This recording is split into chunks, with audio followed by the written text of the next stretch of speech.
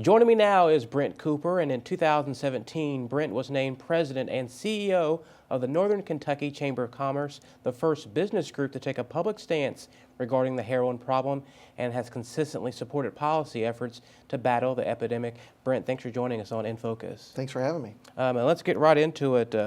I know that you all are doing some important work in Northern Kentucky to help address this issue.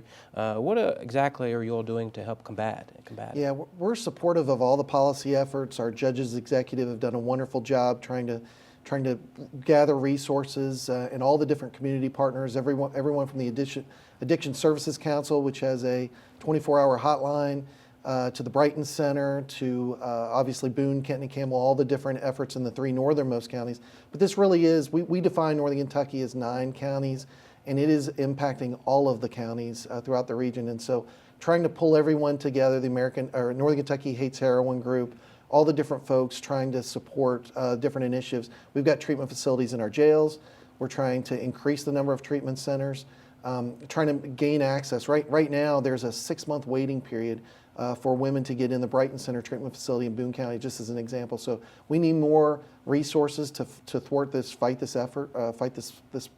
big problem. Now, what led to the Chamber of Commerce and you wanting to kind of help get right in front of this issue? Yeah, I realize it's not your normal business issue that you would have a Chamber of Commerce chime in. This was I think it was about 5 years ago. We were hearing from businesses saying that they were unable to find workers that could pass a drug test. And so it started becoming a workforce issue, which is our #1 issue in Northern Kentucky. Finding available talent and keeping that talent is a big deal. And so that started it, but then we had board members that were personally impacted by this issue, and we could start to see it pop up in every community in Northern Kentucky. Northern Kentucky is the 3 northernmost counties, is 35 cities in the 3 northernmost counties, and there is overdoses in every single one of them, every single neighborhood. We're seeing this problem, and so we started to see the problem rise, and our board stood up and said, you know what, we have to come together as a community, and the business community is going to help lead that effort. And what about this needle exchange program that the Chamber is getting involved with? Give us some background on the importance of that. So about 2 years ago, when Trey Grayson was president of the Chamber, the board of directors got together and said, syringe exchange programs are necessary in our community, not really because of the drug issue itself, but because it's a health issue. They looked at what happened in Scott County, Indiana, where they went from 0 to 5 cases to 30 to over 200 in just a matter of months. And so they had an HIV epidemic that occurred. And so the governor of Indiana mandated a syringe exchange program. And since now that they've had that implemented, they're back to having 0 new cases reported. We've also seen what happened in Portsmouth, Ohio. They have a hepatitis C issue in Portsmouth. They had, I should say, because in 1 year they saw a 40% reduction after they implemented a syringe exchange program. Why is that a business issue? Because in Northern Kentucky, we are paying the bulk of the costs. 70% of those getting treated for Hep C have insurance that are paid for by the business community. And at a cost, by the way, of $80,000 per person that has Hep C, and we are 20 times the national average in Northern Kentucky for hepatitis C. So that's connecting the dots. It's a business issue, having a healthy workforce. We're paying the cost of it. Let's take reasonable steps that will reduce the health risks to the community and the costs overall. And that's why we're supportive of this effort.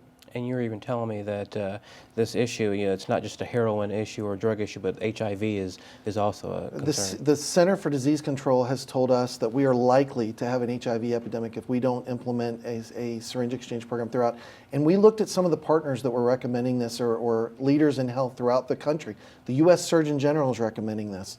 The national health organizations, the American Medical Association, and then you've got groups like the National Mayors Group who are telling us we should be doing this. We should do a syringe exchange program.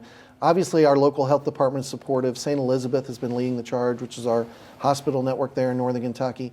So I feel like we have to listen to these medical experts and do what's best for our population. We need syringe exchange. Now, how would you say about healthcare costs? How does that play into the area for Northern Kentucky? Yeah, if we were to have an HIV epidemic, which by the way, we spend so much time marketing our region. If we get hit with an HIV epidemic, who wants to move their business there to a place that has an HIV epidemic? So we're hoping to avoid that with this kind of solution.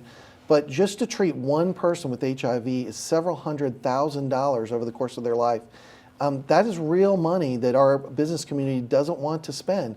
We can avoid it completely by putting in a syringe exchange program. And we're recommending that each county and cities within those counties participate. That way no one's bearing the burden. We spread it around because this heroin problem is throughout the region and this disease issue is throughout the region. Let's put multiple syringe exchange programs in. By the way, they lead to treatment. They lead to other things. If we can get them in, we feel like there will be good outcomes coming from that. And that's what our health department's telling us as well. Now, obviously, with being a chamber, one of the goals is to attract and retain businesses. So how does this heroin epidemic and drug epidemic, HIV now you're mentioning, how does that play into that as well? It impacts us quite a bit. Look, our unemployment rate is 3.4%, 3.5%. Those were the last 2 months of the year that I saw data on. We're doing very well, but that means we've got fewer people to pull from. And those folks that are being impacted by heroin, and it's not just the workers themselves, which there's a fair amount there, but also family members, kids, or in some cases parents. You have to take off work to get them help and to work with them. So this is impacting the workforce holistically. And we have to continue to address this if we're going to be able to attract and retain talent and the businesses that we're trying to lure to this area. We need to find solutions. And what are those business owners telling you about this particular issue and how you are trying to address it?